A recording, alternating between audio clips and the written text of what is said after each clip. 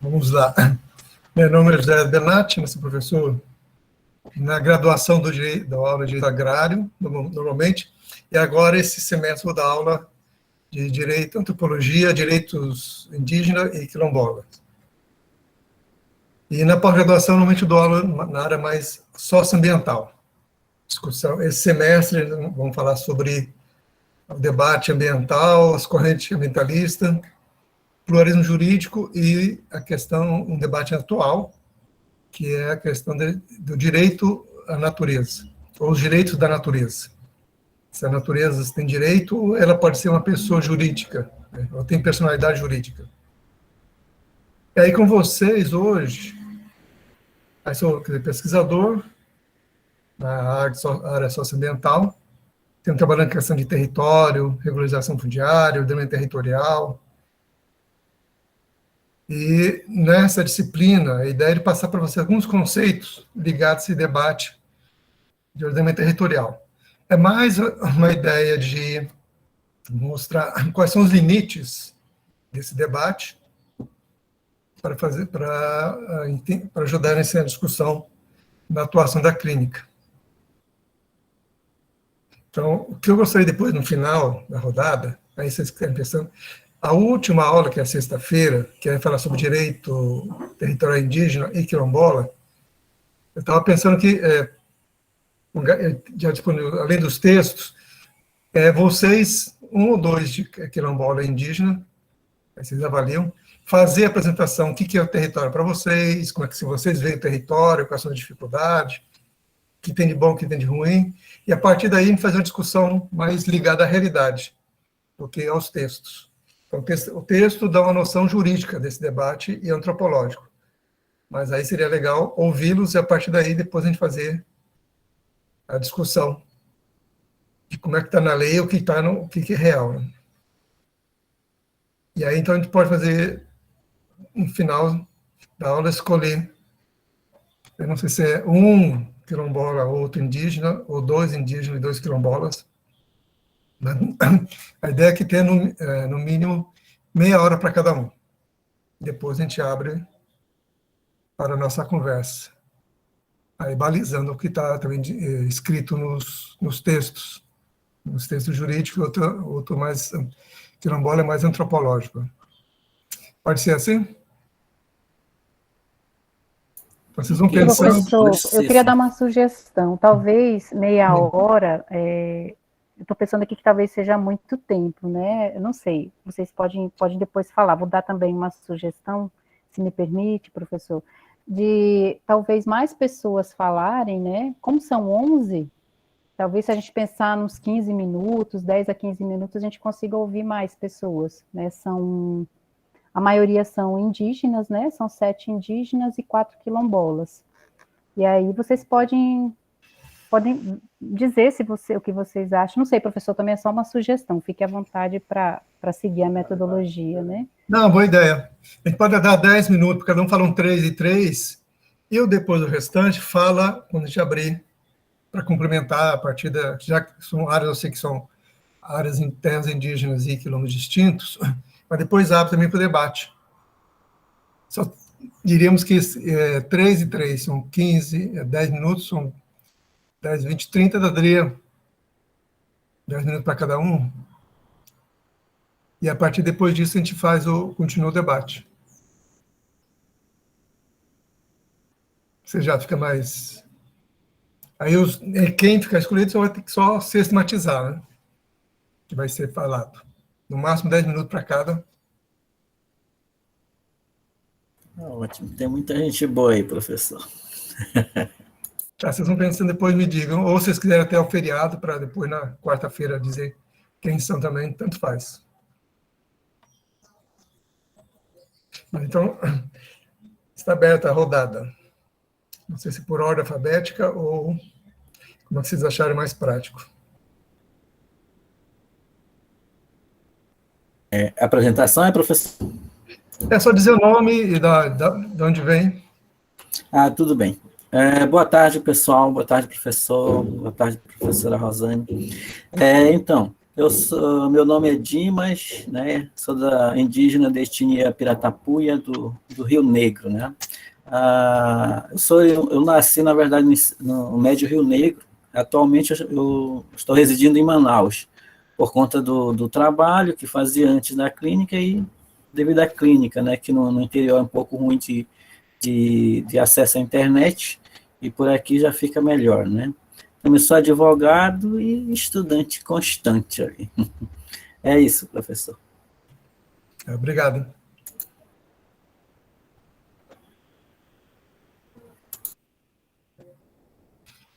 Quem é a próxima, o próximo? Oi, professor, boa tarde. Eu me chamo Amanda Teles, eu sou indígena da etnia Arapaço, aqui do Amazonas. Eu sou de uma comunidade do interior de São Gabriel da Cachoeira. Atualmente eu sou voluntária na Associação de Mulheres Indígenas aqui do Amazonas, que se chama Maquiraeta, mas também estou participando da Amiga, que também, só que é a nível nacional, né? Onde há mais discussão, há mais conversas realmente, e na Maquiraeta a gente já trabalha realmente algo mais prático aqui na região do Amazônia, do Amazonas, como por exemplo, sustentabilidade, geração de emprego, então esse que é o nosso foco. Eu me formei ano passado na UEA. Acho que é isso. Obrigado. Acho que a Madalisa quer falar.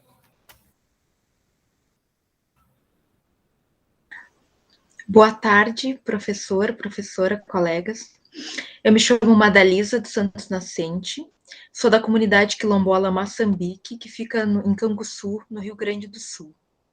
Faço parte, sou advogada e faço parte também estudante, como diz o Dimas, né, sempre estudando, e também faço parte da turma Garcia Esperança, né, da CONAC, que foi esse ano, né, que a gente entrou, que tem a turma, né, para a formação de advogados e advogadas quilombolas.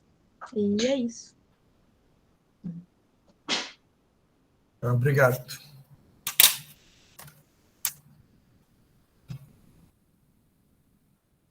Mais alguém? Boa tarde, professor. Aproveitando aqui esse embalo, eu me chamo Raimundo Abimael e todo mundo me chama de Abimael. Eu sou da etnia Munduruku, aqui do município de Belterra, da terra indígena Munduruku-Taquara. Sou bacharel e sou mestrando em Direitos Humanos, lá, o FOP. E sou presidente do Conselho Indígena Munduruku Belterra, também agora nessa missão, dando suporte para a organização, mais nas questões administrativas do Conselho. Aí eu fico honrado aqui em ter sua participação na sua aula, que o meu orientador, Túlio Novaes, até me recomendou como referência bibliográfica para o professor Benatti. Eu estou tendo aqui essa honra de assistir uma aula do senhor. Obrigado. A Mônica e a Boa tarde. Priscila. Boa tarde a todos e a todas. Meu nome é Mônica Borges. Eu sou quilombola da comunidade de Itamatatiba, no município de Alcântara, no Maranhão. Sou advogada, faço parte do coletivo Joãozinho do Mangal, da CONAC também. Também faço parte da turma Esperança Garcia, é uma pós-graduação na Universidade do Goiás, junto com a Madalisa e com a Casey. E é isso, professor. Obrigado. Priscila. Boa tarde, professor. Meu nome é Libério Uiagumiareu, sou do povo indígena Boi, né, mais conhecido como Bororo, aqui em Mato Grosso. Meu povo reside no interior, né, e como eu estou concluindo meu mestrado na Federal aqui de Mato Grosso, eu estou residindo na capital, né, em Cuiabá. Obrigado. Boa tarde a todos, novamente. Boa tarde, professor. Eu me chamo Priscila Rocha, eu sou quilombola, da comunidade quilombola Os Paulos, no município de Matinha. Sou bacharel em Direito, sou membro consultiva da Comissão da Verdade e da Escravidão Negra da OAB Maranhão. E agora estou aqui na residência, formei esse ano, então saí da graduação, já entrei na residência, então é uma oportunidade muito grande para mim estar aqui com vocês hoje. Obrigada. Obrigado. Boa Mais alguém? tarde. Meu nome é Jovelson Vasques Gonçalves, eu sou do povo Guarani Kaiowá, aqui do estado de Mato Grosso do Sul, município de Amambai. Eu sou bacharel em Direito e me formei ano passado. Obrigado. Boa tarde, professor. Meu nome é Ubiratan São Pré, sou da etnia xerente, residente aqui na cidade de Marabá, trabalho com o povo Gavião e o povo Paracanã. Bacharel em Direito, formado pela Unifesp aqui de Marabá. Obrigado, Ubiratan. Mais alguém? Boa tarde. Boa tarde. Miguel, pode falar. Pode ir, Keis, que ele já... Boa tarde, professor. Boa tarde, colegas, professora. Meu nome é Casey, sou quilombola do quilombo de São Cristóvão Viana, Baixada Maranhense, resido em São Luís, Maranhão. Sou bacharel em Direito pela UNDP, aqui de São Luís, Maranhão. Faço parte do curso Esperança Garcia, junto com a Mônica Madalisa. Sou da Comissão da Verdade da Escravidão Negra, o ABMA, e atuo principalmente com seletividade penal.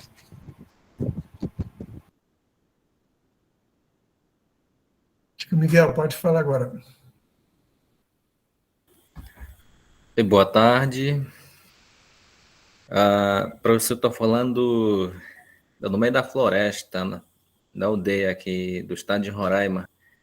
Sou o Vuaiuai. Me formei pelo Centro Universitário do Estado da Amazônia e eu sou coordenador regional daqui do estado de Roraima. E eu estou muito feliz, comecei o curso com os meus colegas aí, né? Então, é isso. Obrigado. Obrigado, Miguel. Acho que todo mundo já se manifestou, né?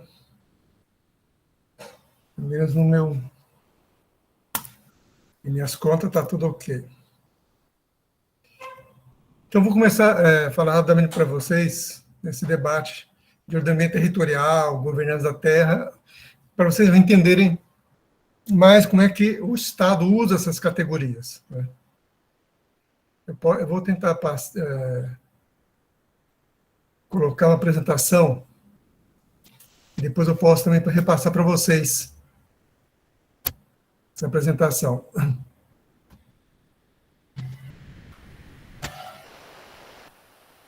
Eu vou compartilhar aqui. Acho que quando eu compartilhar não vou vê-los mais.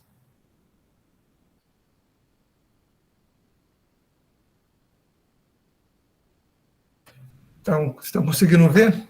Dá para ver mais ou menos? Dá sim, professor. Tá, depois eu passo aí, a gente coloca disponível para vocês. Quem quiser depois pode ver com mais calma.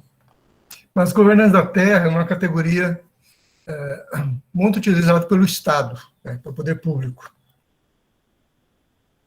E qual é a questão toda? Aí, junto com o governo da terra, tem a questão da regularização fundiária.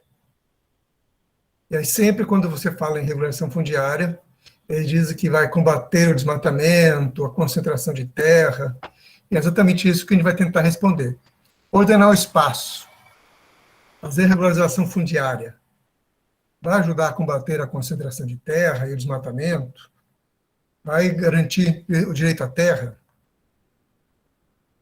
Então, a primeira aspecto que a gente levanta aqui, quando a gente fala em regularização fundiária, a gente está definindo quem tem direito a ter direito à terra, à água, à floresta, ou seja, quem pode dizer que aquela área pertence àquele grupo social ou a alguma pessoa, ou uma propriedade privada coletiva ou pública. Pública, por exemplo, uma unidade de conservação, um parque, é uma área pública. Mas tem que lembrar que você tem o quê? Quem é que está interessado nessas áreas? Tem os quilombos, a agricultura familiar, as populações tradicionais, a monocultura, principalmente aqui na região, você tem soja, você tem áreas protegidas, quer dizer, pessoas criando parques.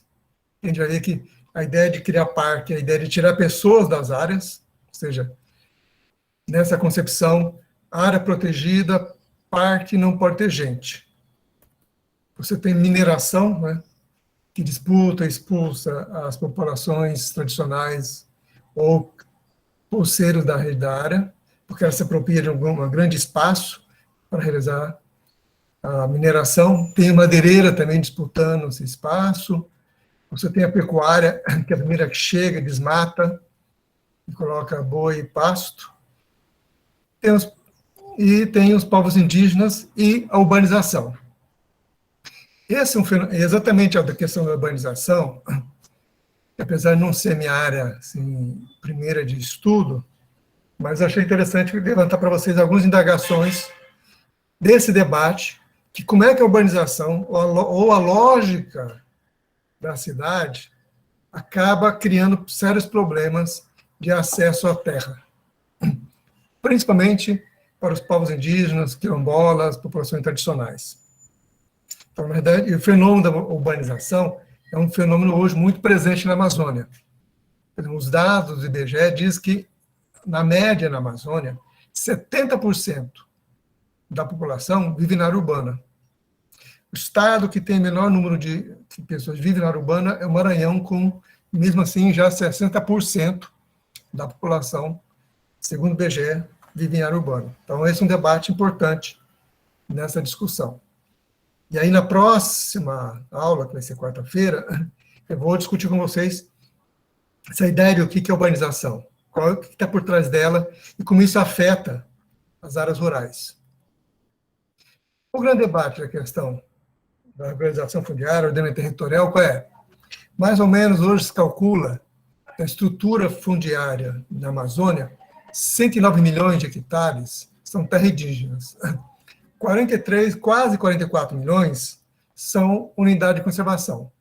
A área militar, você tem 5 milhões de hectares. Basicamente, era a Serra do Cachimbo, na divisa do Pará com Mato Grosso. Assentamentos rurais são em torno de 36 milhões de hectares. Quilombo só tem 1,7 milhões de hectares. Imóveis certificados são em torno de 21, para dizer hoje, quase 22 milhões de hectares. O que é imóvel certificado? Imóvel certificado é aquele que tem um georreferenciamento, que apresentou para o INCRA, e o INCRA disse que o georreferenciamento daquele imóvel, ou seja, a localização dele no mapa, não incide em área pública. Isso que é o imóvel já referenciado. Isso não quer dizer que o título dele é verdadeiro. Que toda a área que ele ocupa é titulada. Apenas o INCRA diz que o georreferenciamento dele não incide em terra pública. Então, todas essas áreas são áreas destinadas. Mais ou menos, calculando na Amazônia, são em torno de 123 milhões de hectares de terras públicas federais. Também tem as terras públicas estaduais. Então, você tem em torno mais ou menos 63 milhões de hectares de terras que estão destinadas, mas faltam 57 milhões de terras públicas federais que não têm destinação. Ou seja, o poder público não disse quem é que tem direito a ter direito àquela terra.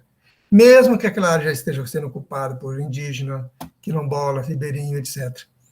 Isso, em um outro dado levantado pela Cláudia Azevedo, que é professora do NAE e do IPAM, eles calculam mais ou menos 50 milhões de hectares de terras em disputa.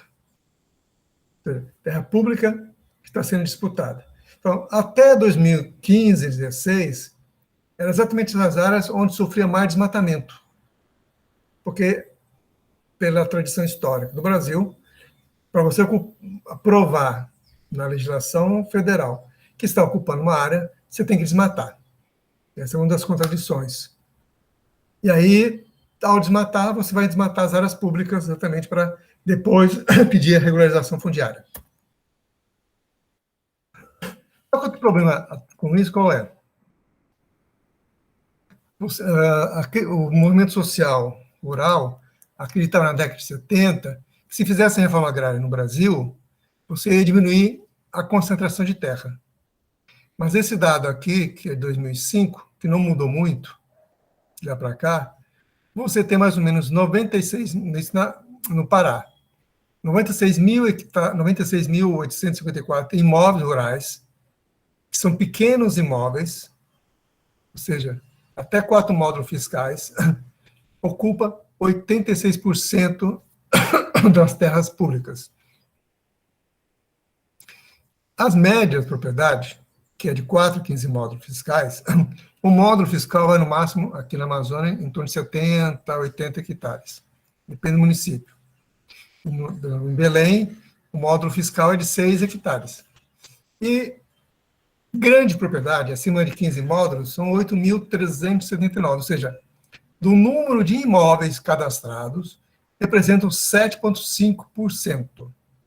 Só que se a gente for olhar o tamanho da área, quanto significa de área esses 8.379 imóveis rurais cadastrados, que representa só 7,5% dos imóveis cadastrados.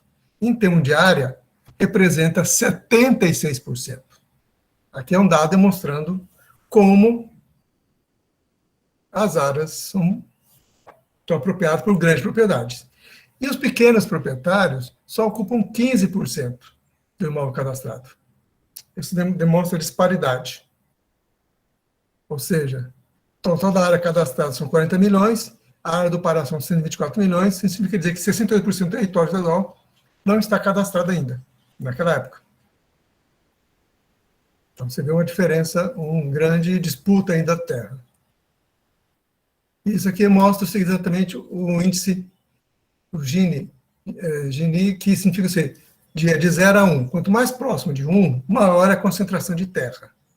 Então, você vê que no Brasil, mesmo se pegar por estado, no Pará, aqui, que em 95 o índice era de 0,827, que não mudou muito, enquanto em 95 caiu um pouquinho, mas aumentou em 2006. Ou seja, mesmo com a entrada de novas terras, a ocupação da Amazônia, etc., terras públicas, o índice de concentração de terra continuou ainda alto. O Brasil só perde índice de concentração de terra na América Latina para a Colômbia. O resto da América Latina, o Brasil é o que mais tem maior concentração de terra. E isso traz o quê? Obviamente, traz o nível, nessa curva, que é o nível de conflito de terra Brasil, comparado aos dados da CPT de 1985 a 2020. Como você vê, com alguns momentos, em 98 começa a cair o conflito, quando começa a disputa da terra, desmatamento, aumenta o conflito, e a partir de 2010, o conflito vai aumentando. E hoje nós temos um maior índice de conflitos fundiários na Amazônia. Boa parte desses conflitos aqui envolve populações tradicionais indígenas. Só que isso, junto com isso, tem o quê? O desmatamento. Nesse gráfico, mostra o seguinte: 2008 para cá, você tinha uma queda de desmatamento. A média que estava aqui, que é de 15 hectares, de 2009 a 2018, a média de desmatamento era 15 hectares. E o índice estava caindo. Até 2015 caiu bastante, mas a partir de 2015 você começa o quê? Tem um aumento de desmatamento. E hoje, o desmatamento médio, que foi até então existente, e no governo Bolsonaro, foi de 15 hectares para 24,5 hectares, ou seja, aumentou 61% a área desmatada. Isso demonstra, ou seja, uma ação violenta, muito forte no desmatamento da floresta amazônica. Não só pelo número aumentou, também a área desmatada aumentou. E, por outro lado, tem o quê? Desde 2008, 2009, quando você teve a crise internacional, você tem uma queda no reconhecimento dos territórios tradicionais. Na questão terra indígena, você tem o índice de maior reconhecimento. Você vai ter em 2012 a 98 a 96, no governo Fernando Cardoso. Depois teve uma subida com o Luiz Inácio da Silva, em 2003, 2006, mas a partir daí você tem uma queda tanto nas áreas declaradas como homologada para os territórios indígenas. E com Michel Temer e com Bolsonaro, você tem quase zero de reconhecimento de terra indígena. Mas isso não é só terra indígena. Se você olhar o território quilombola, é a mesma coisa. Você tem lá Fernando Cardoso um número grande, o Lula também caiu, mas continuou, mas a partir do Temer teve um aumento mínimo, mas com Bolsonaro foi zero. Projeto agroextrativistas, criados em 2004, 2014, teve o índice dele mais alto em 2006, aí em 2008 cai o número, para 2014 teve 13 criados, e a partir daí não teve mais nenhum assentamento agroextrativista criado na Amazônia. Isso demonstra que, esse dado demonstra que independente do que qual território tradicional se está tratando, há uma queda do reconhecimento desses territórios, indígena, quilombola ou pai. Poderia colocar aqui também da reserva extrativista, mas o índice vai dar a mesma coisa. Você tem um ápice, depois tem uma queda no reconhecimento. Os projetos de assentamentos criados até dezembro de 2010, você tem mais de 2.000 municípios no Brasil que têm assentamentos, 84 milhões de hectares, 84 milhões e meio de hectares criados, calcula mais ou menos 970 mil famílias espalhadas no Brasil todo. No Pará, você tem, na Amazônia, você tem mais ou menos 1.953 projetos de assentamentos criados, 64 milhões de hectares, mais ou menos 1.031 assentamentos só no estado do Pará, uma área de 21.255 hectares. Só que junto com isso, qual é o problema todo? Que a questão da regularização fundiária ela é um apelo. Na verdade, a luta pela regularização fundiária, dessa política do governo atual, de ignorar a criação de assentamentos, ignorar o reconhecimento de terra indígena, quilombola, e valorizar somente os títulos individuais. Por quê? Porque a ideia deles é colocar mais terra no mercado. E terra indígena, quilombo, assentamentos são terra fora do mercado. E por que eles querem colocar terra no mercado? Uma delas é a especulação fundiária.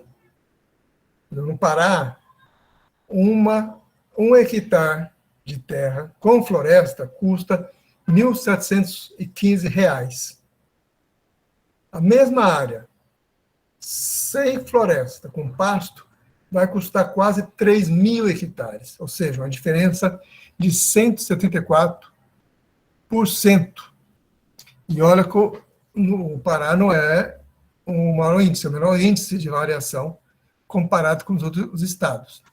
Se pegar o Acre é que tem a maior valorização da terra sem floresta. Ou seja, você tem, e com preço baixíssimo, muitas vezes nem cobrando pela terra, faz com que aumenta a especulação imobiliária. E se essas áreas estão próximas à área urbana, aí deixa de ser hectare por metro quadrado, aí a pessoa vai ganhar muito mais dinheiro ainda com a negociação. Por outro lado, você tem o quê? Tem uma pressão forte que legitima o discurso do agronegócio, que a população mundial está crescendo, que você vai ter milhões de pessoas subnutridas, a população em 2050 pode chegar a 9 bilhões de pessoas, a necessidade de um incremento de 70% da produção de alimentos, aí precisa o quê? De mais terra para a produção de alimentos. Esse discurso é o discurso que alimenta, literalmente, a ocupação da terra, a busca dessa de sempre de tirar a floresta e plantar. mesmo que você tenha índice muito baixo de produtividade. Então, aí o Brasil, nesse contexto, diz o quê? Uma potência agrícola. E já em várias delas, o Brasil é o que mais exporta soja, milho, café, carne.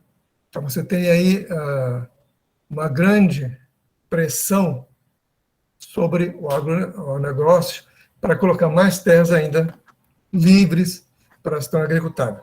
Só que no agronegócio, ele acaba sendo um sistema fechado, onde quem produz não precisa do conhecimento local, porque ao produzir soja, milho, café, ou qualquer outro grão, ele faz o quê? Ele importa de fora tecnologia, semente, então ele não tem controle nada sobre isso.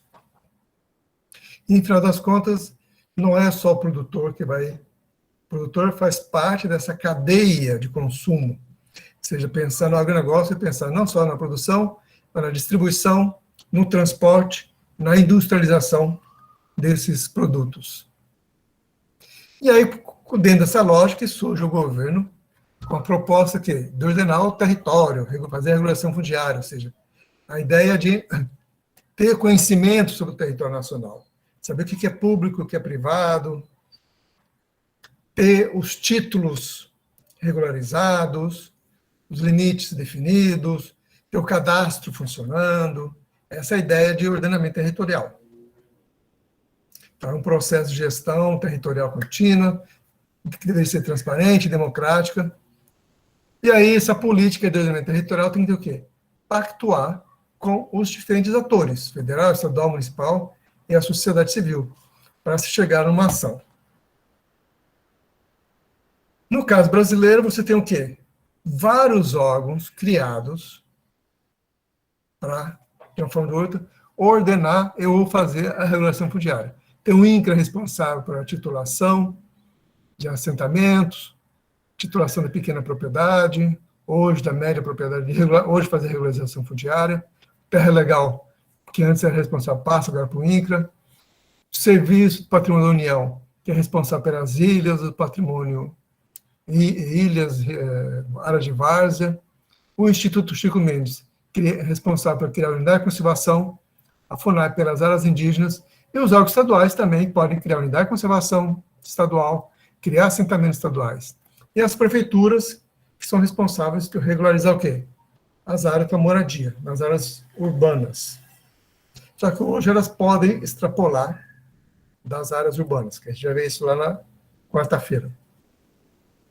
Então, qual é a ideia da regulação fundiária? Diminuir a violência, desrespeito aos direitos humanos. Só que para isso ocorrer, você tem que ter um acordo o quê? Que reconheça que vai ter uma hierarquia na prioridade para receber a titulação da terra. Ou seja, os segmentos sociais, coletiva, pequena e média, e grande. Sempre priorizando o quê? Os povos indígenas, comunidades tradicionais e a ocupação familiar. Então, pela legislação, quem é que tem... Se tem vários grupos sociais disputando o mesmo segmento, quem é que tem direito? Pela legislação, primeiro vem os grupos indígenas, os povos indígenas, com suas devido ao indigenato, depois tem as áreas protegidas, quilombos e populações tradicionais, depois a destinação urbana, aí sim a ocupação familiar ou para assentamentos rurais. E por último, média e grande ocupação. Perguntar como é que ocorre isso na prática, é só inverter essa ordem, que vocês vão saber quem é que na prática os governos estimulam e titulam mais rapidamente.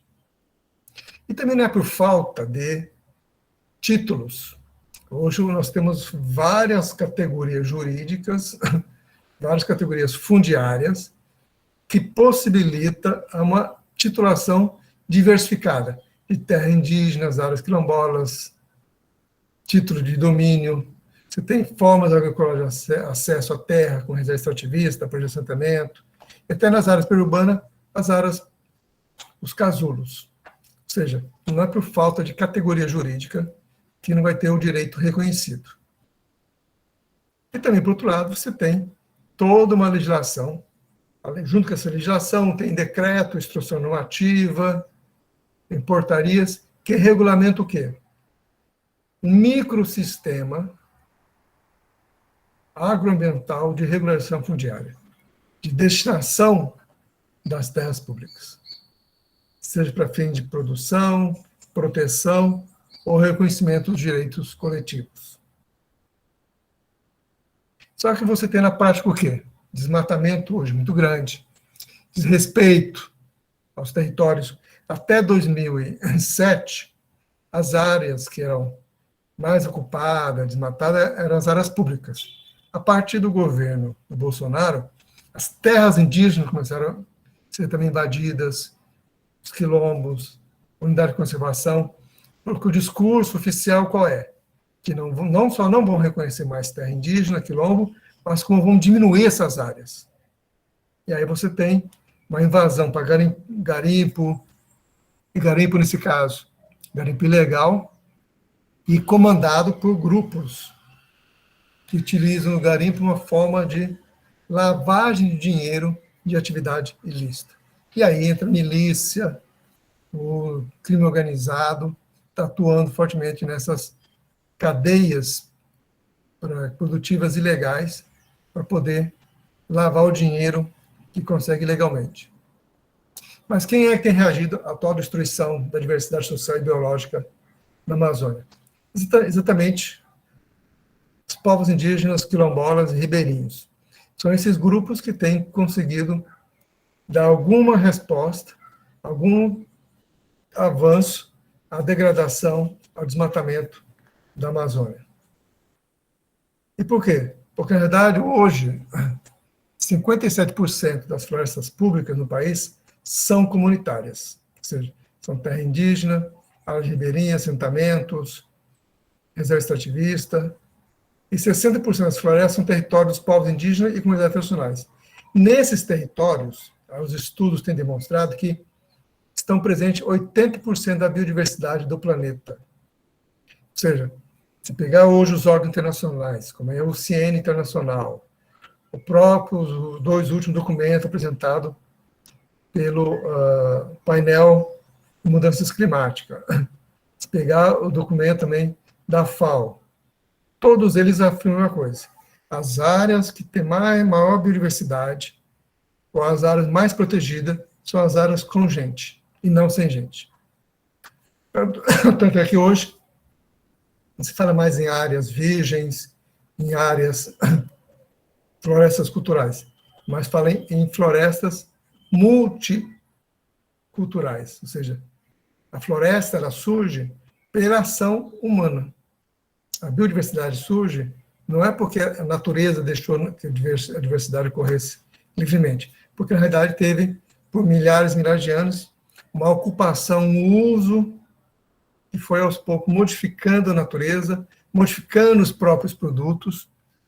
A questão hoje de pegar da castanha, cupuaçu, o próprio açaí, o milho, que era uma gramínea, que não passava de 15 centímetros, hoje você tem uma diversidade enorme de milhos, não só esse milho amarelo que vem do supermercado, a mandioca, que tem uma diversidade de mandiocas também, mais de 60, 70 espécies, diferente de mandioca e macaxeira. Isso demonstra o quê? Essa biodiversidade que foram sendo construídas historicamente pelos grupos tradicionais que ocupam essa região há muito tempo. Então, para a FAO, que ela tenta organizar, apresentar uma proposta, ela apresenta como uma definição de governança fundiária o quê? É o sistema, a governança é um sistema de valores, políticas e instituições pelas quais a sociedade administra seus assuntos econômicos, políticos e sociais por meio de interações dentro e entre Estado, a sociedade civil e o setor privado. Ou seja, um sistema de valores onde o que vale é a ocupação, a violência, o desmatamento, é óbvio que você vai ter uma disputa pela terra. E como a governança no Brasil, as regras, os processos e organizações são frágeis e mudam constantemente, dificilmente o governo começa a tomar decisões que garantam acesso à terra, ao seu uso, à diversidade de sujeitos sociais que estão disputando. Então, não consegue administrar os conflitos de interesse sobre a terra. E aí sempre o mais forte acaba se sobrepondo. Territórios indígenas que têm dezenas de anos, 10, 15 anos, 20 anos, estão reivindicando a demarcação que não sai, criação de quilombos que o processo não anda, tudo isso demonstra o quê? Conflito de interesse e a falta de capacidade de administração e de respeito aos diferentes direitos de acessar a terra. E aí é óbvio que quando eles vão discutir direito de propriedade, que diz lá, direito de propriedade é o quê? Direitos que os indivíduos têm sobre bens e serviços. Esses direitos conformam o direito de vender ou alugar um ativo, o direito de usar e derivar a renda de um ativo e o direito de legar, transferir os direitos para outro, um ativo. Ou seja, aqui o direito de propriedade é visto como um patrimônio que tem que cair no mercado para facilitar que as pessoas possam, ao titular, melhorar a sua qualidade econômica, porque eles têm um patrimônio que vale um dinheiro. Quais são os limites dessa governança fundiária, pensada a partir dessa lógica patrimonialista ligada a direito de propriedade e propriedades individuais? Quem vale é o lucro. Nas economias de mercado, a utilização do ativo para especular, como mostrei lá atrás os dados, como a terra valoriza, quanto mais desmata, mais valoriza. A terra que é rural, que é urbana, é passível de ser utilizada para fins especulativos. Então, a especulação imobiliária não é só rural, mas é urbana também, a mesma lógica. E a necessidade que o Estado regule o mercado de terra, pois ele não é um mercado autorregulado. Só para ter uma ideia, o Imposto Territorial Rural, o ITR, faz 40 anos que não aumenta o valor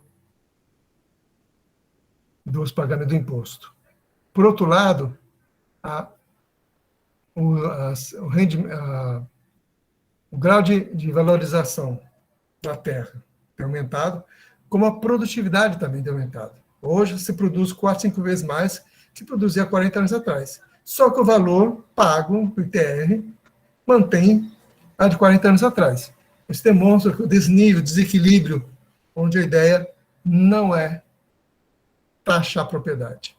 É óbvio que isso cria o quê? Uma especulação imobiliária, estimula que as pessoas ocupem e desmatem para poder ter arrecadação rápida de dinheiro. Então, nesse aspecto, respondendo à pergunta, é possível com a regularização fundiária combater a concentração de terra e o desmatamento? Não.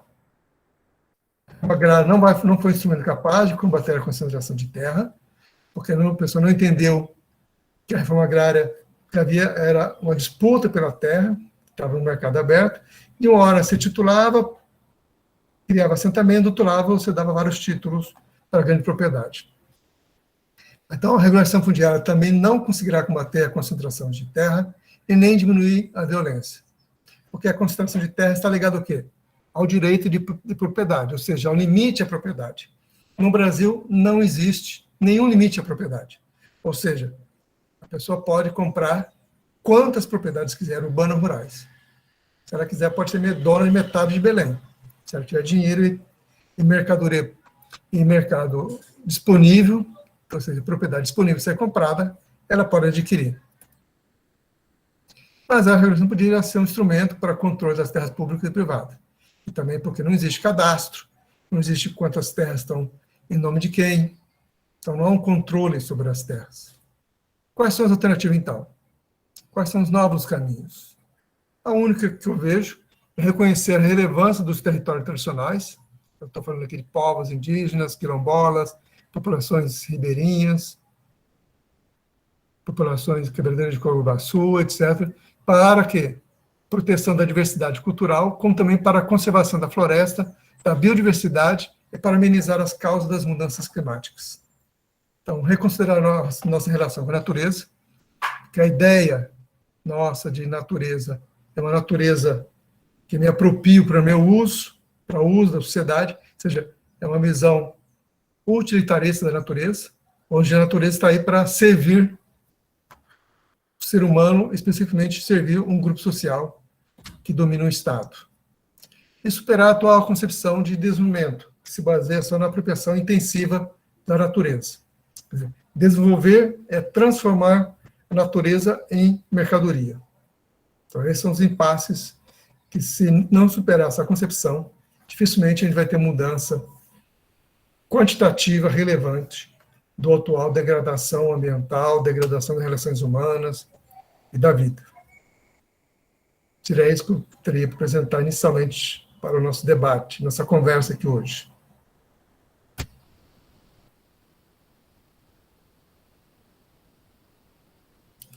Já está aberto. Professor? Pode falar, Dimas. Então, assim, aqui no finalzinho, já quando você fala numa perspectiva de qual seria a resposta, a gente acaba, eu como indígena, vamos dizer, né, que transita nesses dois mundos ali, tanto do interior, aldeia e urbano, a gente acaba se perguntando, né, a gente ir concluindo, a forma como nós indígenas temos cuidado e trabalhado, então é uma forma que deu certo, mas que não é ouvido, né, por essa cultura ocidental, vamos dizer, de lidar com a terra, né?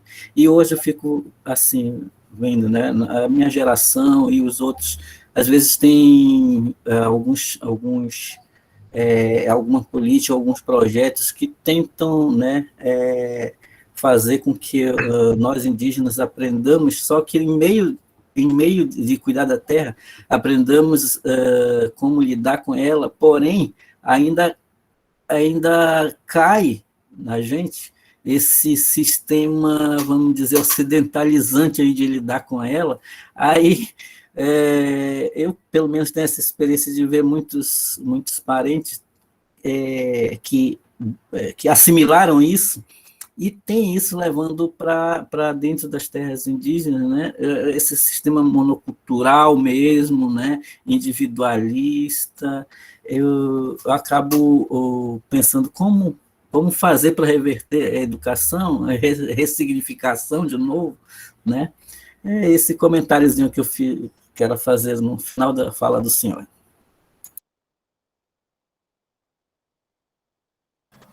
Obrigado, Dimas. Com certeza. Esse é um dos desafios. Mas está aberta a palavra, quem quiser. Libério, agora pode falar, Libério.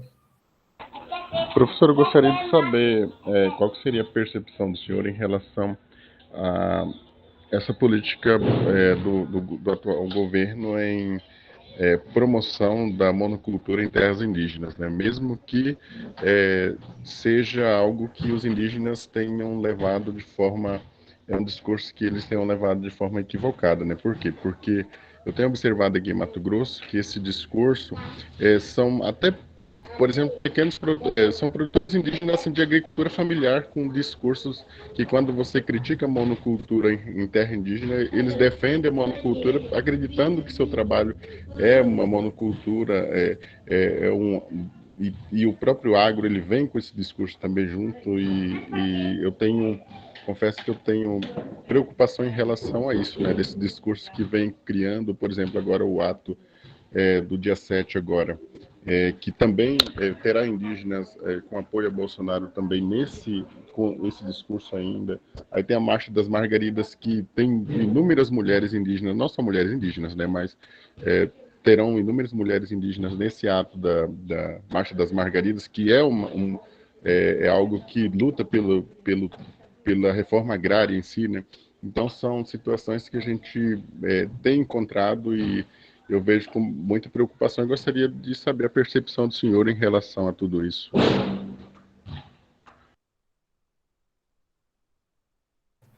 Olha, eu diria que, usando uma expressão, não sei se é tão velho ou não, mas um pouco mais jovem, mas nova também não é tão jovem assim, né?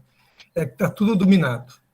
Se você olhar o governo executivo, se pegar o legislativo e parte do judiciário, a visão deles de desenvolvimento é essa visão tradicional. Né? E uma parte do judiciário está dominado por quê? Porque, na realidade, eles são fazendeiros. Né? A origem deles, da família, ou deles, pessoalmente, do pai, são grandes proprietários de terra.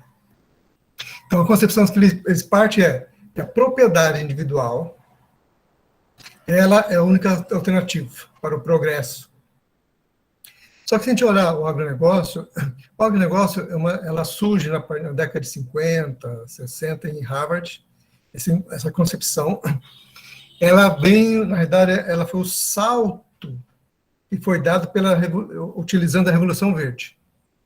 O que é a Revolução Verde? A Revolução Verde surgiu no final do século XIX nos Estados Unidos, início do século XX. A ideia, como é que se produzia antes no mundo? A produção da agricultura era fortemente da pequena agricultura familiar, onde as famílias ou os grupos étnicos de diferentes partes do mundo, eles tinham controle sobre a semente, sobre o momento de plantar, sobre as variáveis ambientais, o respeito à natureza e as variações climáticas. Então, você tinha esse conhecimento e tudo ali era controlado pela família, pelos grupos sociais. Interessante, só fazer um parênteses aqui, lendo um texto, quando ele vai discutir o dízimo para os judeus, o que era? Os 10%. É que quando, estamos falando aí, já antes de Cristo, eles entendiam o seguinte, que depois foi reinterpretado na Bíblia e nos documentos dos judeus, era quando você produzia, você tinha que deixar 10% que estava produzido na roça e tal, para a natureza e para quem estivesse passando fome. Ou seja, era para os animais e as pessoas que tivessem necessidade pudessem ir lá coletar. Então, era uma forma de você respeitar e relacionar com o outro. Seja o outro na natureza, seja o outro ser humano. Então, o dízimo era isso, você não colher tudo, deixar uma parte para quem precisar poder colher e se alimentar, seja os animais, seja o ser humano. Então, essa relação foi se perdendo.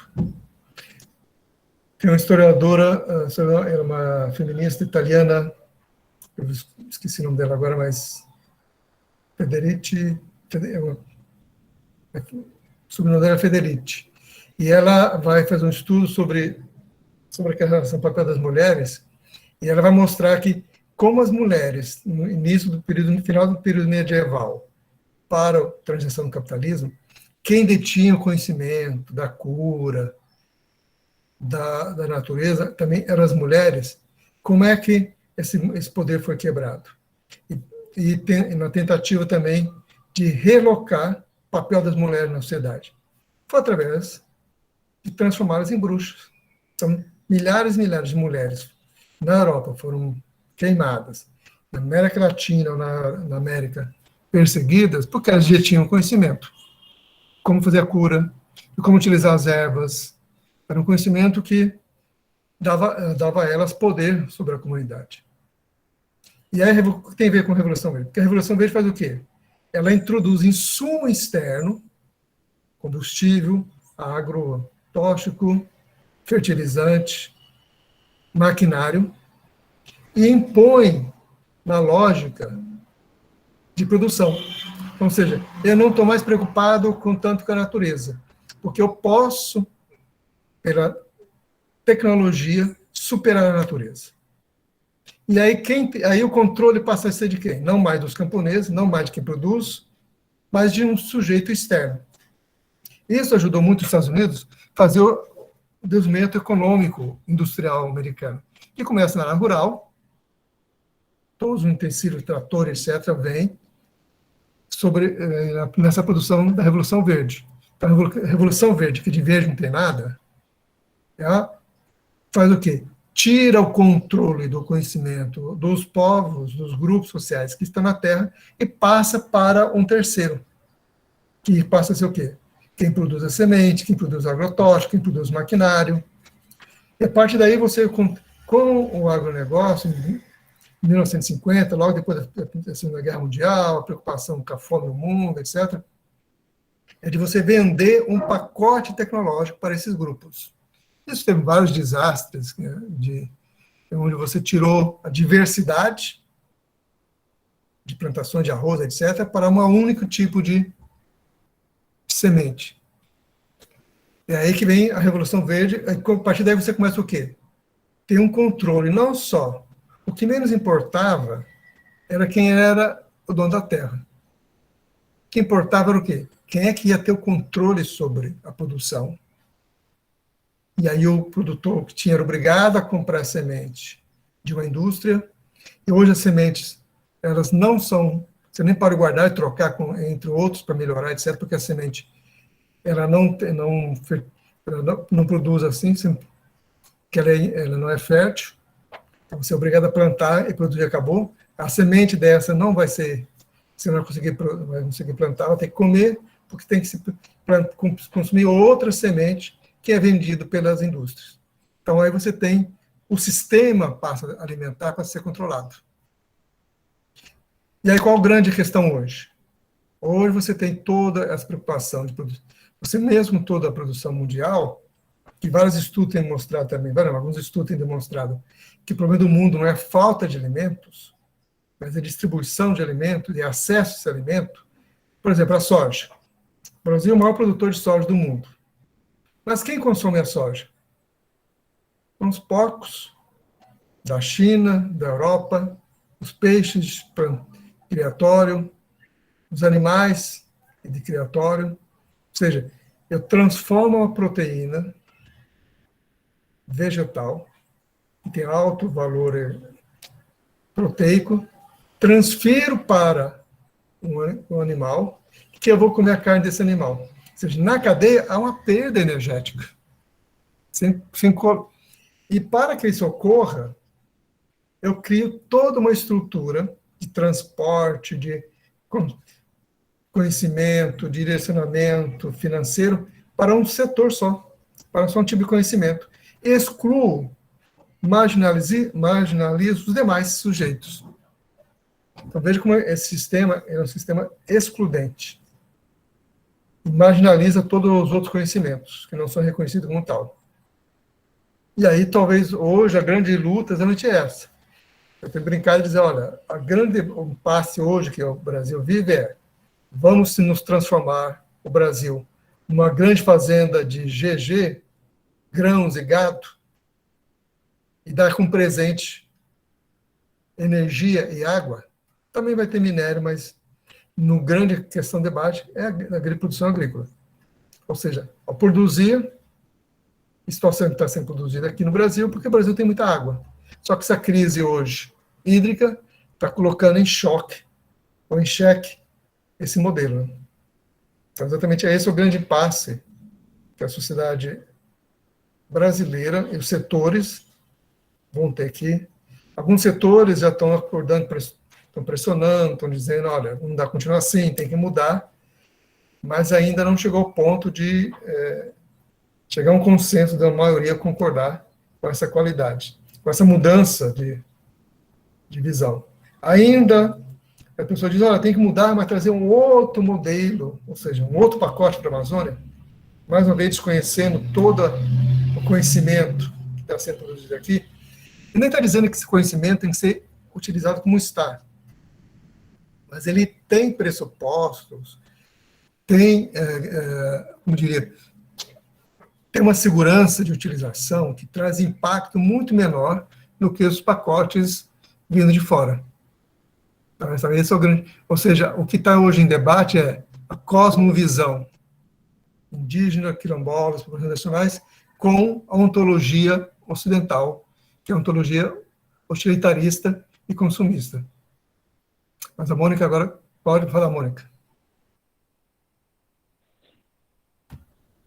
Professor, o senhor colocou que o ordenamento agrário é uma ferramenta do Estado, né? Que ele está utilizando para conhecer o seu território, para tentar organizar, né, a casa. Aí eu coloco para o senhor acha que as ferramentas que o Estado tem em mãos para conhecer esse território, elas estão sendo suficientes? Por exemplo, a gente tem um CA, né, que foi feito com um intuito e a gente vê ele sendo utilizado para outro intuito. O senhor acha que essas ferramentas, elas estão sendo suficientes, elas estão sendo utilizadas da maneira certa, ou o senhor vislumbra outras possibilidades de gestão desse espaço?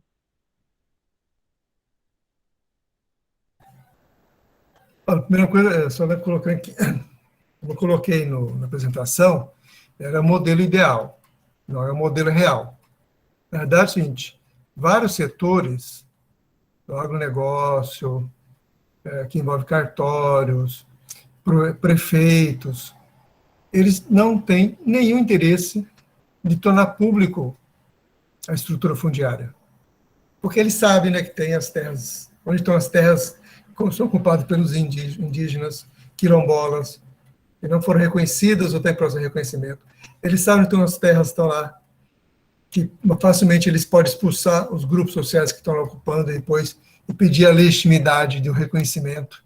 Então, para eles, quanto menos reconhecimento, menos transparência, quanto menor a transparência, melhor para o controle da terra. Porque a terra aí tem um sentido de especulação, com um bem imóvel, como também de apropriação da riqueza que existe. Por exemplo, tem um dado, está vendo nos dados agora, se calcula mais ou menos de 800 milhões de pessoas no mundo vão sofrer alguma restrição de água pelo menos um mês por ano. Ou seja, o recurso hídrico tornando-se escasso. E aí você tem hoje várias brigas que é apresentado, né, pela imprensa como briga étnica, briga de os muçulmanos com os católicos, ou os xiitas contra os judeus contra os palestinos, aparentemente se apresentarem como guerras étnicas, religiosas. Por trás dessas brigas estão recursos hídricos. Então, algumas vezes, terra para produzir. Então, na verdade, o que se tem não há hoje no Brasil muito interesse em criar sistemas que tornem o processo transparente. E não falta mecanismo. Seu próprio exemplo que você deu, não falta tecnologia, experiência, e você próprio deu o exemplo do CAR. O CAR lá atrás, eu participei do debate lá na construção do Cadastro Ambiental Rural. Por que se criou o Cadastro Ambiental Rural? Porque na época ninguém conseguia acessar o cadastro do INCRA, que era uma coisa fechada, ninguém sabia quem tinha lá, quanto tinha de imóvel cadastrado, não tinha. Como é que você ia planejar uma ação se você não sabia quais eram os imóveis, onde ele estava? Principalmente na Amazônia, que uma parte das áreas não eram públicas federais. E mais ainda no Pará, que 70% das terras públicas eram federais. A ideia do cadastro ambiental era criar um cadastro para acessar a informação de quem está onde, produzindo o quê. Só que aí o cadastro virou interessante, ele tem dois aspectos. Tem esse aspecto de legitimar, apesar que a lei diz, algum judiciário já não reconhece, legitimar a ocupação. Aqui legitima a ocupação não é o cadastro, é o fato. Só que, na verdade, o que o cadastro vai mostrar é quem é o último ocupante, não é quem não demonstra que é o primeiro. Porque o primeiro pode ter sido expulso há algum tempo. Segundo, o cadastro, em 2008, tem uma resolução do Banco Central que dizia o seguinte, para acessar financiamento, e aí estou falando de financiamento público para agricultura familiar, só poderia fazê-lo quem tivesse, de alguma forma, o que ele chama de uma regularidade ambiental. O que era essa regularidade ambiental? O Banco Central não disse o que era. E aí o CAR foi apresentado como essa regularidade ambiental. Ou seja, quem tiver o CAR pode acessar o financiamento. O FNO, na época, para a pequena agricultura familiar. Com isso, fez com o quê? As pessoas fizessem o CAR para financiar, conseguir acessar o banco. Agora, a parte ambiental era de responsabilidade do poder público. Ele que tinha que verificar como é que estava o imóvel, se tinha que recuperar, não tinha, etc. Então, o cadastro ambiental rural, ele surge com dois objetivos. Um olhar econômico, e aí, no caso, para acessar a terra, para conseguir financiamento, e o lado ambiental, que quem deveria fiscalizar não fez o desinteresse. Então, na verdade, aí é o que eu digo, na verdade, é mais interesse da sociedade do que falta mecanismo para utilizar para ter uma regularidade ambiental. E aí, nesse caso, nós temos que reconhecer que o governo atual, federal, ele explicitou, sem nenhuma hipocrisia, quais são as reais intenções ou interesse de segmentos da sociedade brasileira ou do segmento econômico do agronegócio. Ou seja, é conseguir mais terra, independente de se tem quilombola, indígena, ocupante naquela área. É importante colocar a terra no mercado. Já que a lógica é, já que quer ser pobre, pode ser pobre em qualquer parte. Não precisa ficar na terra, pode ser pobre na periferia da cidade.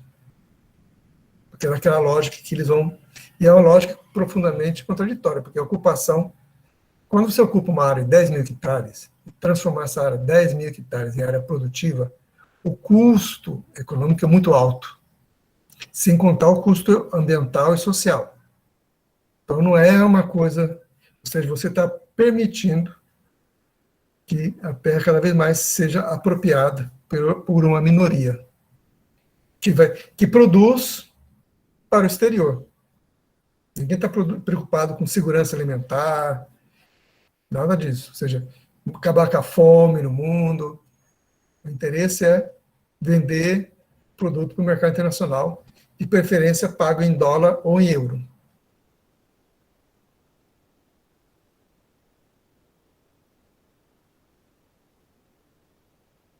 Se mais alguém quiser se manifestar.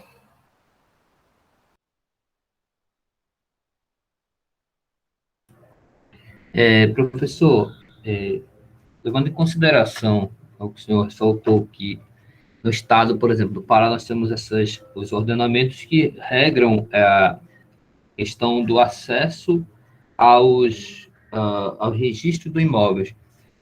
Quando a gente se depara hoje com algumas situações, principalmente na questão do agronegócio, que nós temos o grande produtor, que é aquele cidadão que passa a adquirir aqueles processos, as áreas de loteamento em virtude da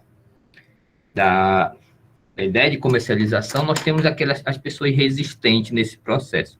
Que aí nós temos aquelas pequenas ilhas no meio desse grande espaço de monocultura, em que muitas vezes o próprio morador não resiste àquela pressão e acaba se desfazendo de um bem em virtude não da necessidade do recurso em si, mas em virtude da pressão e do agravo que venha a ser acometido em face da sua saúde e de sua família. Então, aqui nessa região, trazendo essa discussão, aqui na região da área de Santarém, quando a gente passa na Cruaúna, onde tem esse grande espaço da monocultura da soja, a gente vê pequenas ilhas de alguns pequenos agricultores que residem, ele tem aqueles 10 por 30, que são aquelas pequenos lotes, e aí em torno dele todo nós temos essa grande monocultura de soja, temos o milho, então ele está ali naquela ilha. Aí quando o senhor falou que nós teremos as pessoas que estão serão restritas à água, por exemplo, tá? Essas pessoas hoje já não estariam convivendo com essa situação, professor, em virtude desse envenenamento do espaço subsolo onde eles estariam?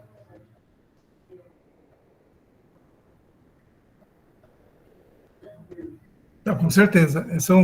Vocês têm ideia, como o governo pensa em todos os detalhes, a Lei 2017 de Regularização Fundiária, quando foi aprovada, ela inclui um artigo e diz o seguinte, que os assentamentos não poderiam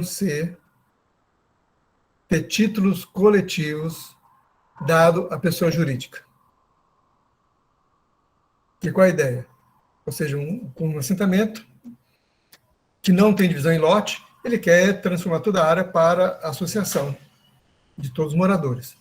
Aí a lei diz que não pode, porque o título só pode ser pessoa física, não pode ser pessoa jurídica, ou seja, ele está induzindo ou proibindo que o próprio grupo decida como é que vai ser a titulação. A ideia é exatamente essa, criar mais lotes individuais para que eles possam ficar mais suscetível a uma pressão econômica de vender. Mas, além disso, tem que pensar a própria dinâmica. Na agricultura familiar, muitas vezes a pessoa está lá trabalhando os filhos foram para a cidade, e aí ela não envelhece e vai vender só lote. Se tivesse dentro da associação, quem compraria é alguém do próprio grupo. Mas como ela está no seu lote individualizado, ela vai vender para quem primeiro oferecer a pagar mais. Ou seja, ela vai começando a quebrar a lógica de apropriação, de uso da terra.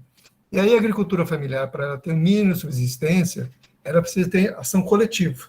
E a cooperativa, a associação, para conseguir não só comprar melhor, como também vender melhor a sua produção. Se você quebra isso e joga tudo pelo individual, é óbvio que você está enfraquecendo esse grupo e possibilitando que a terra seja, a médio prazo, ou até a curto prazo, concentrada. Mônica, pode falar. Professor, só para fazer um adendo nessa sua fala, é que aqui no Maranhão, os assentamentos funcionam assim. Eles dão um título para a associação, aí depois de 10 anos do assentamento, aquele assentamento ele pode se emancipar. Aí, nesses 10 anos, aí vai ser depois fornecido títulos individuais, né? Aí tem alguns critérios internos que agora, assim, recentes, de que, por exemplo, os títulos são, na maioria, fornecidos para as mães de família e tal. Tem alguns critérios assim. Aí, o que eu coloco mesmo como aspecto é a questão dos créditos, porque depois que se emancipa, a gente sabe que tem uma morosidade, né, no fornecimento desses créditos. Aí, o que acontece? Depois que se emancipa, eles não podem mais, aqui no Maranhão, né, ter acesso aos créditos iniciais, depois desses 10 anos. Porque, teoricamente, era em 5 anos era para o Estado fornecer todos os créditos, né? Mas a gente tem exemplos de assentamentos que não têm acesso aos créditos, mesmo depois dos 10 anos. Bem lembrado que, lembrando o seguinte, no mundo, com exceção da África, talvez parte da Ásia, não existe agricultura sem subsídio, seja direto ou indireto. Toda agricultura é subsidiada. No agronegócio, mais ainda, se subsidia pela semente, quando você deixa de pagar impostos do agrotóxico e inseticidas, não pagam, ou pagam um imposto muito baixo. Quando você financia com financiamento abaixo do preço do mercado, e quando não paga a dívida, você perdoa. Tudo isso é forma de subsidiar. Na Europa, o subsídio é muito mais direto, né? Lá é mais organizado a produção, ou seja, o produtor só vai produzir aquilo que for determinado para aquela região. Eu lembro que eu fui para visitar uma comitiva brasileira, nós fomos visitar a Alemanha, e nós fomos uma pequena propriedade, da parte da Alemanha Oriental, que era a antiga cooperativa, virou uma cooperativa que tinha 9 pessoas. No início tinha 27 pessoas, a cooperativa quando era a Alemanha Oriental, depois acabou, e aí eles viraram cooperativa de 9 pessoas. E eles estavam reclamando que eles tinham lá, eles plantavam cevada e também criavam gado. Eles estavam reclamando que o gado que eles tinham que comprar, era obrigatório comprar gado, um gado francês. E ele dizia que queria comprar outro gado, mas não podia comprar, por quê? Se eles comprassem, não teria como vender o leite nem a carne daquele gado, porque naquela região, o gado que tinha que ser utilizado era o francês.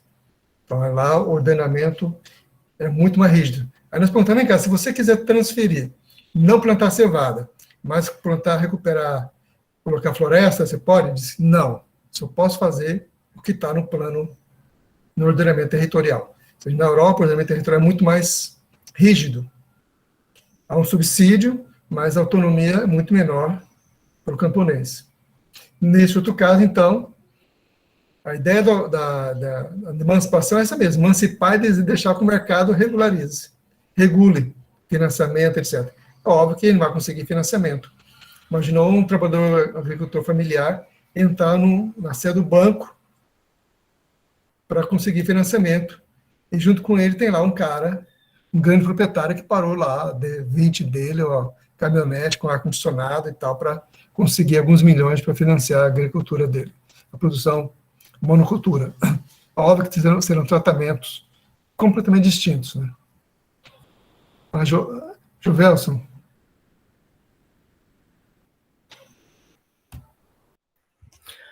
Professor, surgiu uma dúvida aqui para mim quanto ao procedimento ainda da reforma agrária. Reforma agrária ela é definida como divisão de terras, né, de propriedades particulares improdutivas. E levando em consideração a isso, eu não sei se ainda mas pelo que eu li uma vez, a terra improdutiva seria quando não alcança o grau de eficiência igual ou superior a 100% daquela atividade explorativa, né? E então, levando isso em consideração, existe um certo período como que é feito esses cálculos e se existe um período dessa não eficiência. Não sei se o senhor entendeu ou não.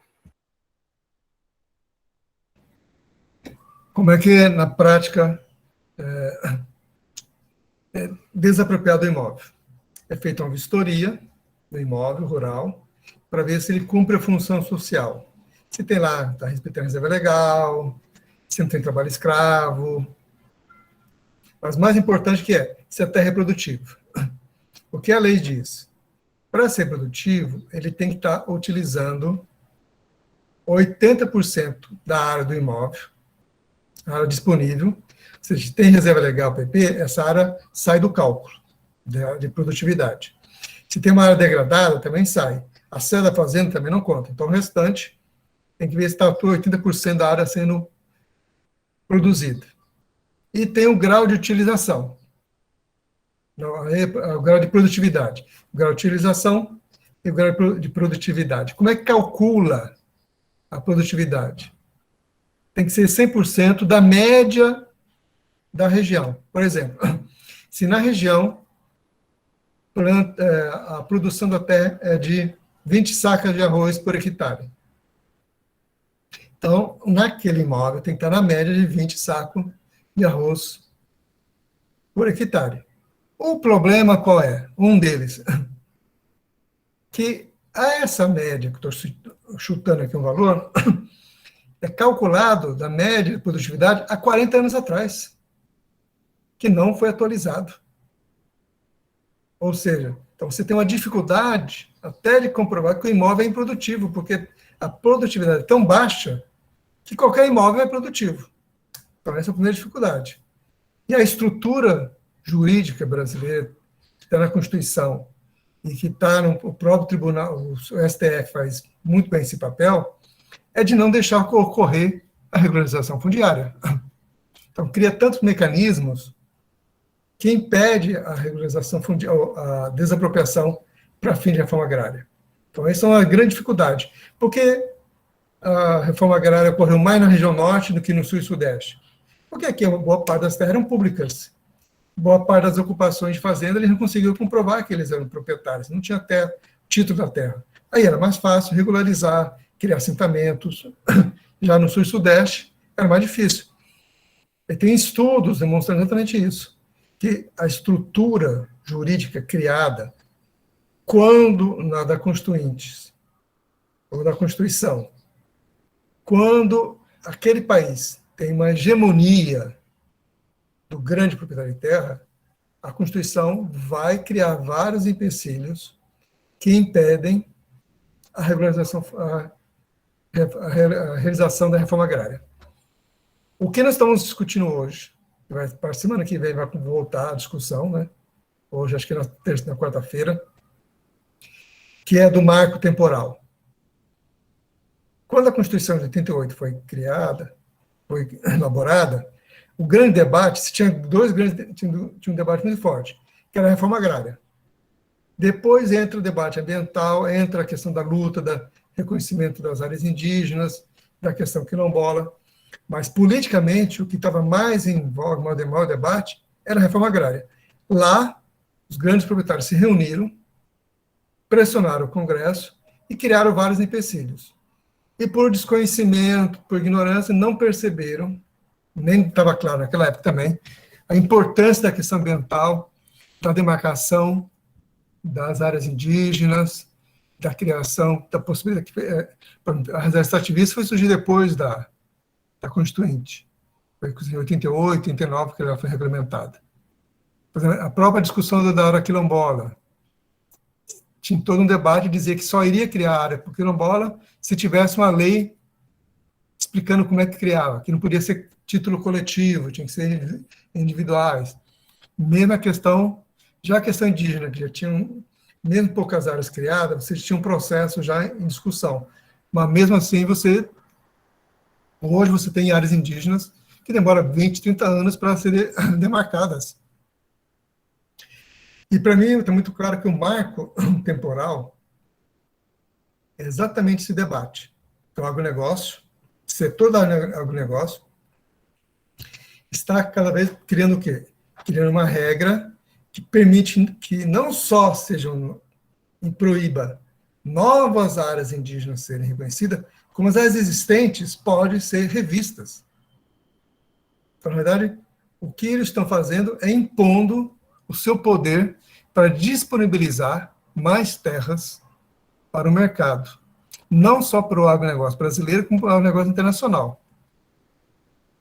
Tem uma lei que foi aprovada agora em 2020, que permite que é uma lei que discute financiamento. Mas lá diz que hoje, se você pegar que não seja, tem um financiamento específico, que a propriedade pode conseguir esse financiamento de fundos de pensão, grandes fundos internacionais, que não precisa dar a propriedade como uma hipoteca, mas um financiamento que é um financiamento direto.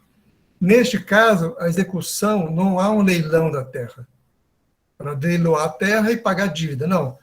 Quem financiou, quem tem um crédito, pode ficar como um bem, como garantia, independente do tamanho dela, e mesmo que seja estrangeiro. Então, ou seja, você abre a porta para que grandes instituições, que têm muito dinheiro disponível, possam adquirir terra, independente do tamanho, no Brasil, sem passar pelos limites que a Constituição e as leis internacionais colocam. A gente até brinca dizendo o seguinte, que hoje um dos grupos sociais responsáveis pelo desmatamento da Amazônia são aquelas simpáticas senhorinhas, professoras aposentadas, norte-americanas, onde o fundo de pensão dela está comprando terra no Brasil, em especial na Amazônia. Ou seja, quem financia o desmatamento são esses fundos que querem adquirir terra para poder ter maior lastro e um retorno mais confiável do que outro tipo de empreendimento. E aí, talvez que para concorrer com a valorização da terra, só rende mais o narcotráfico. Porque não existe melhor negócio do que você comprar terra. Não precisa fazer nada. Deixa que com o tempo vai valorizar mais ainda. Se passar uma estrada próximo, melhor ainda. Se tiver um grande empreendimento, aí você vai ganhar muito dinheiro. E se a tua terra rural vira urbana, ou seja, ela vai ser vendida não mais em hectare, mas em metro quadrado, aí você vai ganhar muito mais dinheiro ainda. Vai ganhar 40%, 50%, 60% a mais do que ganharia. 50 não, mas 7, 8 vezes mais do que ganharia vender por hectare. Ou seja, você tem uma lógica montada de expropriação e especulativa, que é difícil de pensar sobre a lógica racional da pessoa não querer investir terra. Nos bancos mesmo, eles dizem, olha, os nossos melhores investimentos hoje são fundos patrimoniais ligados à terra. Óbvio que você cria aí uma desvantagem muito grande para os povos e comunidades tradicionais que têm outra lógica de relacionamento que não é a ideia de especulativo com a terra, né?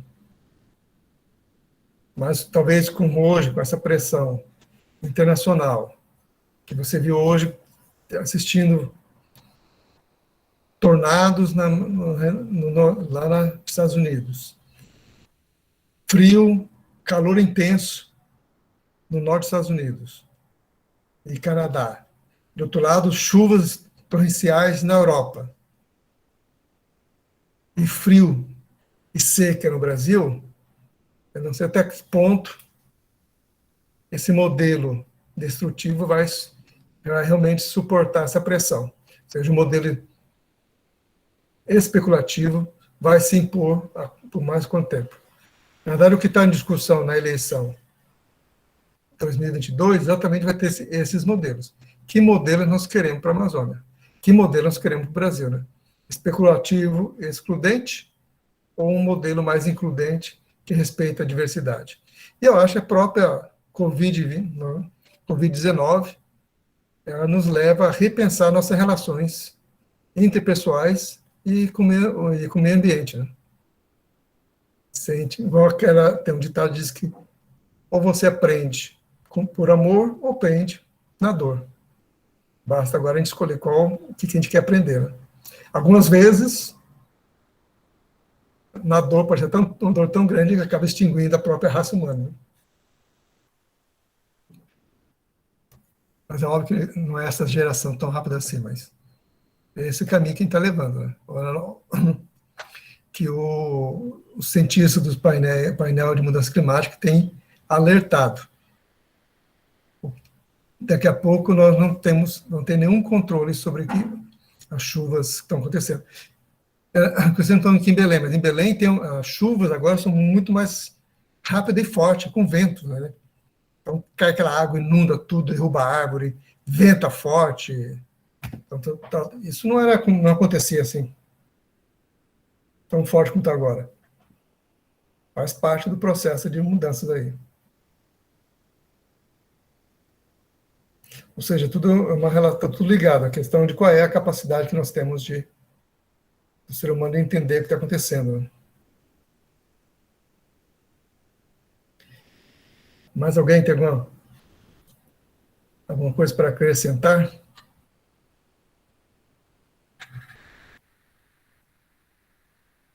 Mas, mesmo toda essa dificuldade, eu ainda estou otimista, porque eu acredito que os rompimentos, seja para o bem e para o mal, ele não ocorre, tem que chegar a 100%, 50%, 70%.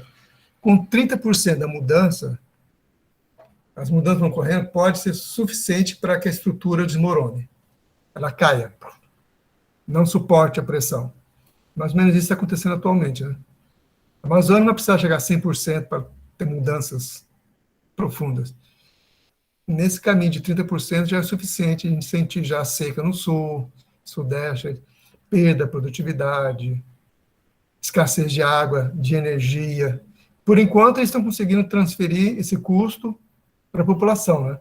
Aumentando o valor das tarifas, etc. Mas chega um momento que não tem como fazer isso. Só isso não é resposta. Então, você acaba criando... ou seja, a coisa não se resolve só quem tem dinheiro consegue superar o problema. Agora também não sei dizer qual o custo também para o resto da sociedade. Né?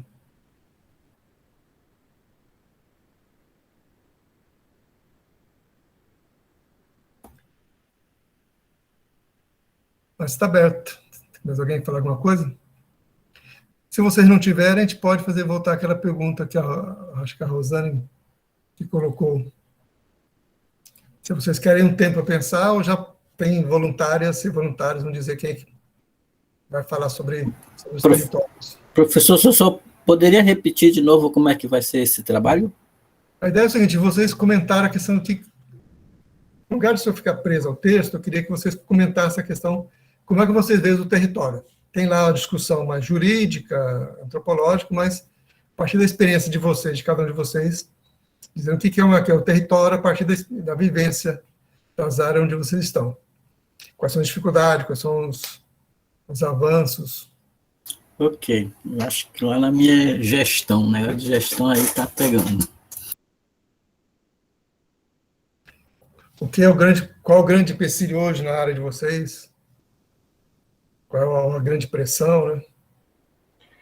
Professor, como somos indígenas de povos diferentes, então a ideia é trazer relato, experiência da nossa realidade, da nossa Sim. aldeia, as pressões, como é que está, se está regularizado ou não. Exatamente. O que significa isso? Aham. Uma coisa está na lei, está lá, tem direito, mas um levantamento que eu fiz em 2014, 15, que até depois publiquei um texto, com a Bolsa PIBIC, a gente percebeu que os processos indígena e quilombola param em instâncias colegiadas, dentro do órgão. A gente fez o procedimento, né? Tem quais são as etapas, cada etapa onde vai ser regularizado.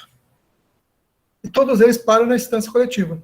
Ou não foi feito o relatório, ou o relatório não foi aprovado, ou se foi aprovado, não foi aprovado pelo conselho, se for um quilombo, pelo conselho do INCRA, ou não teve a portaria do presidente da FUNAI, e o ministro também não se manifestou. Ou seja, isso anos e anos ali parado. Aí vai para a justiça, é mais algumas dezenas de anos até que a justiça reconheça. Mas aí, até a efetivação do direito vai outro tempo. Né? E, professor, o senhor tocou no assunto que me fez rememorar uma situação daqui do território Munduruku-Taquara. Por exemplo, como o senhor ressaltou, dentro do próprio órgão responsável, existe um lapso temporal que é enorme, né? E esse lapso temporal não é transmitido para o interessado. Por exemplo, as terras indígenas, quando a demanda chega ao Ministério da Justiça, ele tem uma fase a perpetuar dentro do próprio Ministério da Justiça que passa anos para chegar à mesa do então presidente, né? E aí a gente não... em 2015, a gente teve uma manifestação, fomos para Brasília para tentar entender esse processo que estava acontecendo com as terras indígenas dessa região. E naquele período nós fomos descobrir que o nosso território, o próprio processo, ainda estava na secretaria, ou seja, tinha sido recebido pela recepção, protocolado e foi para uma secretaria. Da secretaria ainda tinha 5 etapas para chegar até a mesa do então ministro naquele período. E esse período todo da secretaria, do momento do protocolo para a secretaria, estava, levou 5 anos para fazer essa transição ali. Então, essa esfera de discussão que precisa ser discutido também, né? Essas etapas que percorrem desse local. Exatamente. Eu diria que uma secretaria grande, né? Deve ter um corredor muito comprido aí. Isso, professor. E para a gente conseguir essa pressão, nós tivemos que ser um pouco radicais aqui em Santarém para acessar todo esse processo, para tentar entender lá, né, para poder transmitir. Por quê? A gente sabe que a FUNAI assina a portaria todinha, responde o processo, a contestação e remete ao Ministério da Justiça, que vai ao ministro, então, para fazer a portaria. E isso demorou bastante tempo.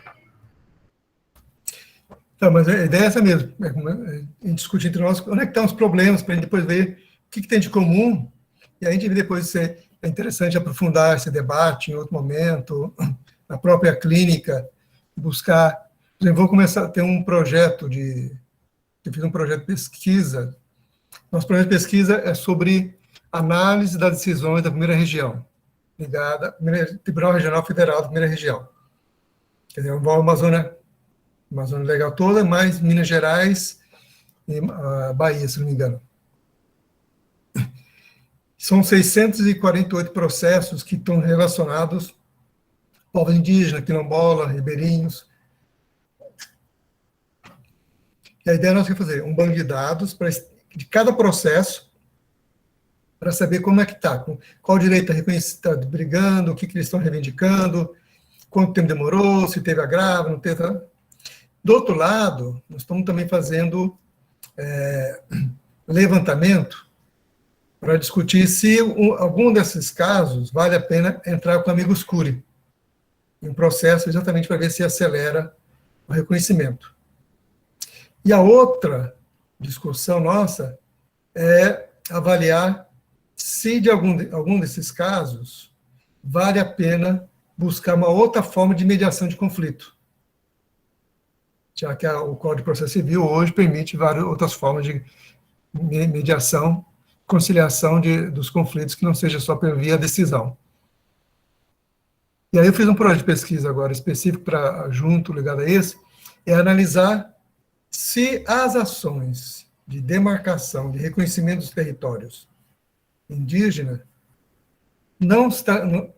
trata-se de também o que o pessoal chama de um litígio, estou chamando de litígio socioambiental.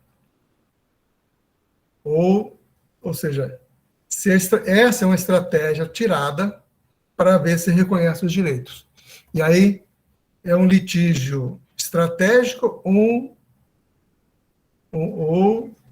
são ações isoladas.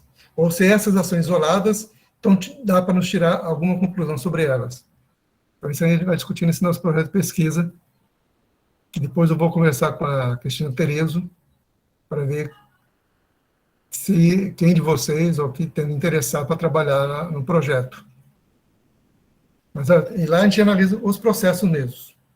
Depois, eu vou ver se esse ano a gente consegue, toda a discussão ainda está sendo jogada numa planilha, mas a ideia é de transferir isso para um programa, para trabalhar no programa, para exatamente ter um quadro, um levantamento do que está acontecendo, né? Para ver a partir daí uma ação mais coletiva, conseguir agilizar. Só dar um exemplo. Autodemarcação seria uma alternativa para acelerar o processo? Se qual é a base legal para fazer isso? A base teórica, discursiva, para poder legitimar a ação. Então, a ideia é, ao ver o coletivo, a gente começa a pensar em alternativas. Mas ok? E aí, nesse caso, vocês preferem o quê? Na quarta-feira vocês dizem para mim como é que vai ser? Ok, quarta-feira a gente define, então. Quem são as voluntárias ou voluntários. Na quarta-feira, é um texto, vocês vão ter terça-feira com calma para ler, é um texto interessante que ele pega o exemplo de Santarém e mostra como é que se deu a formação da cidade. Das lojas, aí quem analisa são 3 urbanistas que faz análise da formação de Santarém.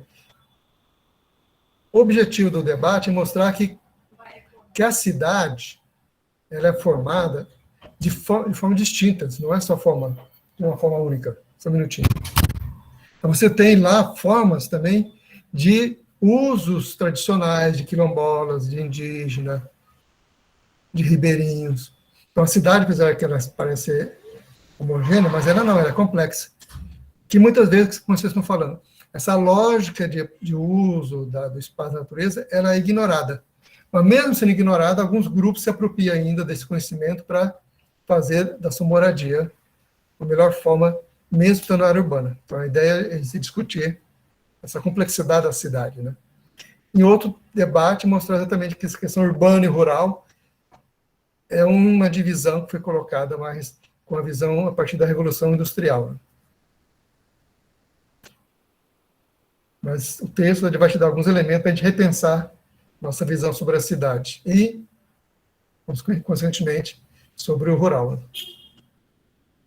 Esse debate que a gente vai fazer na quarta-feira.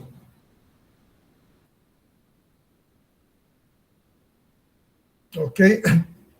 Se não tem mais nenhuma pergunta, mais nada, a gente pode encerrar nossa aula. Senão fica muito cansativo. Ok, professor. Obrigado. Bem, professor.